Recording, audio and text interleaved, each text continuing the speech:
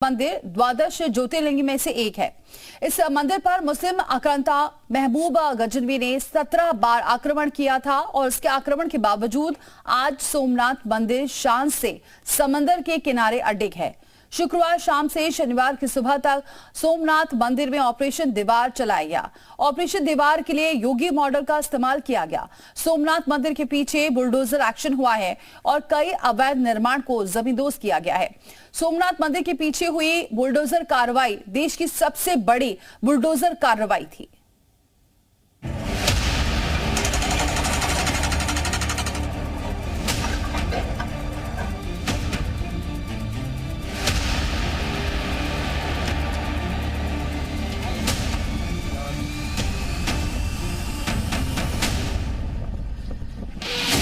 आपने देश में बुलडोजर एक्शन तो कई देखे होंगे, लेकिन यकीन मानिए गुजरात के सोमनाथ में जैसा बुलडोजर एक्शन हुआ आपने शायद ही पहले कभी देखा होगा। बुलडोजर एक्शन कितना भयंकर था उसके लिए आपको बुलडोजर की परेड दिखाना जरूरी है।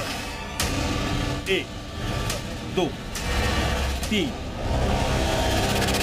4, 5, 6, 7, 8 कुल मिलाकर ऐसे 58 बुलडोजर अवैध निर्माण को गिराने पहुंचे थे। आज तक देश में किसी एक जगह पर एक साथ 58 बुलडोजरों का एक्शन एक साथ नहीं हुआ होगा। एक अवैध मस्जिद को गिराने के लिए 3 से 4 बुलडोजर और जेसीबी मशीनें जुटी हुई हैं। जिधर नजर जाएगी उधर सिर्फ बुलडोजर ही बुलडोजर नजर आएगा। ये बुलडोजर एक्शन हुआ है गुजरात के सबसे प्रसिद्ध तीर्थ स्थल सोमनाथ मंदिर के ठीक पीछे। अतिक्रमणकारियों ने पिछले कुछ सालों में सोमनाथ मंदिर के आसपास बड़े पैमाने पर अवैध कब्जा कर लिया था। मंदिर के पीछे बड़े पैमाने पर अवैध मस्जिदें बना दी गई थी। कई अवैध घर और दुकानें खड़ी कर दिए गए थे। जुमे की रात सोमनाथ मंदिर के पीछे खड़े अवैध निर्माण की आखिरी रात थी। गुजरात सरकार के 58 बुलडोजर ने चुन चुनकर अवैध निर्माण को समतल करने का काम किया। अवैध निर्माण में 9 धार्मिक स्थल भी थे जिन्हें बुलडोजर ने तोड़ दिया। करीब 15 हेक्टेयर की जमीन को बुलडोजर दिन और रात में अतिक्रमण मुक्त करा दिया गया। अवैध मस्जिद पर कार्रवाई की खबर लगते ही सोमनाथ में विशेष समुदाय के लोग इकट्ठा होने लगे। सोमनाथ की सड़कों पर विरोध प्रदर्शन हुआ। अतिक्रमण अभियान को रुकवाने के लिए नारेबाजी होने लगी। पुलिस के भारी इंतजाम के कारण प्रदर्शनकारियों की हिम्मत तो टूट गई। प्रदर्शनकारी विरोध भी नहीं कर सके। रात भर अवैध कब्जा हटाने का सिलसिला चलता रहा। तो हमारे एसडीएम जो घेरावल है उन्होंने उनको एक नोटिस जो लैंड रिपोर्ट के अंतर्गत दिया हुआ था 203 के अंतर्गत, और 15 दिन में ये जगह खाली करने को बोला था और उन्होंने जगह खाली नहीं की। इसलिए हमारे तहसीलदार ने जाके पूरा पंचनामा किया, उनको समझूत किया कि आपको 24 घंटे में यह खाली करना है। फिर भी उनकी तरफ से कोई रिस्पॉन्स ना आने की वजह से आज सुबह 5:30 को हमने पूरी फोर्स के साथ ये जगह खाली करवाई है। सोमनाथ मंदिर के पीछे एक बड़ी सरकारी जमीन खाली थी जिस पर कई सालों से धीरे धीरे अतिक्रमण हो रहा था। अतिक्रमण करने वालों में हिंदू और मुस्लिम धर्म दोनों समुदाय के लोग शामिल थे।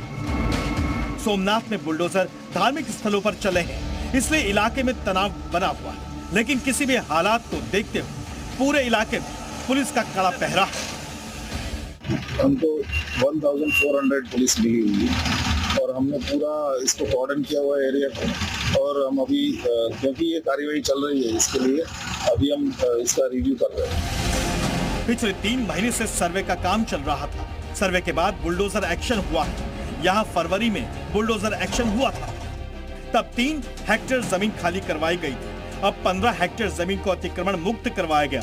जितनी जमीन को अतिक्रमण मुक्त करवाया गया है उसकी कीमत करीब 300 करोड़ रुपए है।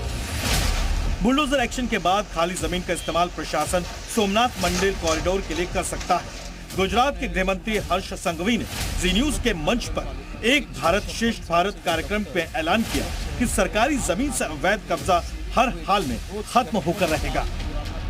अगर आप सरकारी जगहों पे कुछ भी बनाएंगे, ये सरकारी जगह कोई एक मजहब के लिए नहीं है, ये सभी समाजों के नागरिकों के हित में सुरक्षित रखी गई जगह है। उस पे अगर कुछ भी बनाओगे तो डिमोलिशन होगा। हर्ष सांघवी ने जो ऐलान जी न्यूज के मंच पर किया, उसकी शुरुआत उन्होंने एक दिन पहले कर दी थी। गुजरात के कांडला में भी एक दिन पहले बड़े पैमाने पर अतिक्रमण अभियान चलाया था। बुलडोजर ने सरकारी संपत्ति से अवैध निर्माण का कब्जा खत्म करवाया था। गिर सोमनाथ से कौशल जोशी, जी मीडिया।